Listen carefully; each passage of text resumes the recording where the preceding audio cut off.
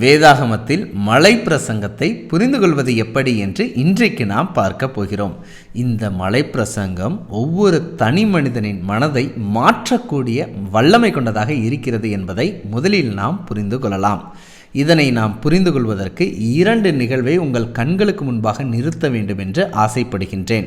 முதலாவது நிகழ்வு, 400 வருடமாக எகிப்தில் இருண்ட காலத்தில் அடிமையாயிருந்த இஸ்ரவேல் மக்களை மீட்டு சீனாய் மலையிலிருந்து மோசையின் மூலமாக வாழ்க்கைக்கு தேவையான சட்டங்களையும் வார்த்தைகளையும் பரலோகத்தின் தேவன் கொடுத்ததை பார்க்க முடிகிறது. இரண்டாவது நிகழ்வு, மல்கியா புத்தகத்திலிருந்து இயேசுவின் பிறப்பு வரை 400 வருட இடைவெளி இருக்கும். இந்த 400 வருடமும் தேவனுடைய வார்த்தையை பெற்றுக்கொள்ளாமல் இருண்ட காலத்தில்தான் இஸ்ரவேல் மக்கள் இருந்தார்கள்.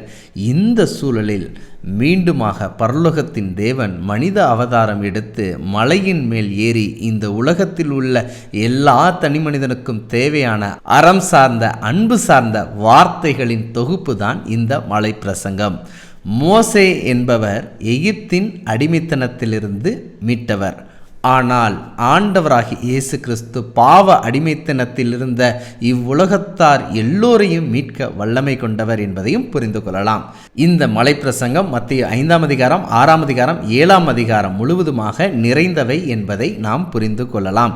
எப்படி சொல்கிறேன் என்றால், மத்தேயு 5ஆம் அதிகாரம் 1ஆம் வாக்கியம், அவர் திரளான ஜனங்களை கண்டு ஒரு மலையின் மேல் ஏறினார் என்று குறிப்பிடப்பட்டிருக்கிறது. பிற்பாடு தொடர்ச்சியான செய்திகளை கூறினார்.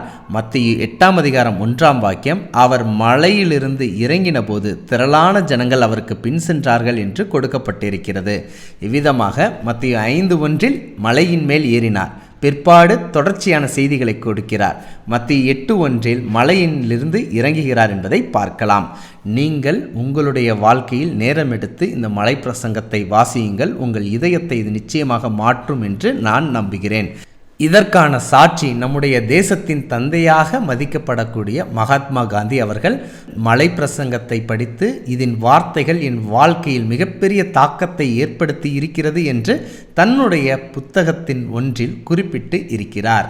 அதன் நிமித்தமாகத்தான் அவர் அன்பு வழி போராட்டத்தையும் அகிம்சை வழி போராட்டத்தையும் கடைபிடித்தார் என்றும் பதிவு செய்து வைத்திருக்கிறார்.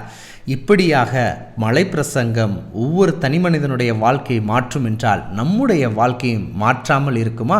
நிச்சயமாக மாற்றும். அதை வாசிப்பீர்கள் என்று நான் நம்புகிறேன். இந்த தகவல் உங்களுக்கு பிரயோஜனமாக இருக்கும் என்று நம்புகிறேன். மீண்டும் ஒரு தகவலுடன் உங்களை நான் சந்திக்கிறேன். இப்படிப்பட்ட வேதாகம ஆச்சரியங்களை தெரிந்து கொள்ள எங்களுடைய சேனலை சப்ஸ்கிரைப் பண்ணுங்க.